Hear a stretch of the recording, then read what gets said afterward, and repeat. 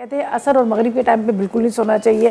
یہ بہت سب گناہ ملتا ہے کہ عصر اور مغرب کے ٹائم کے درمیان کے ٹائم پہ دیکھیں مریض بھی ہوتے ہیں, کہتے ہیں آپ بھی اٹھ کے بیٹھ جائیں. میں نے تو اتنا سنا ہے کہ چلتے وہ دریا جو ہوتے ہیں سمندر وہ بھی رک جاتے ہیں, پودے جو ہے وہ بھی کھڑے ہو جاتے ہیں.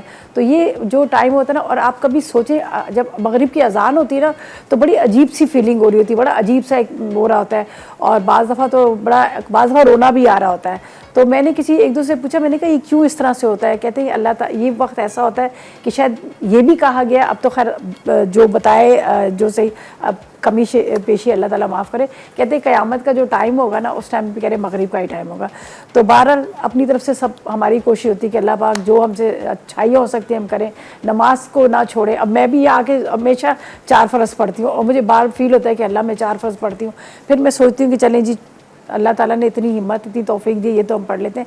لیکن یہ کہ خوف جو ہوتا ہے نا وہ دل میں رہتا ہے. کبھی میں عشاء کی نماز چھوڑ دی, آپ یقین کریں جس دن میں چھوڑ جاتی نا مجھے نیند ہی نہیں آتی, خوف ایک آ رہا ہوتا ہے.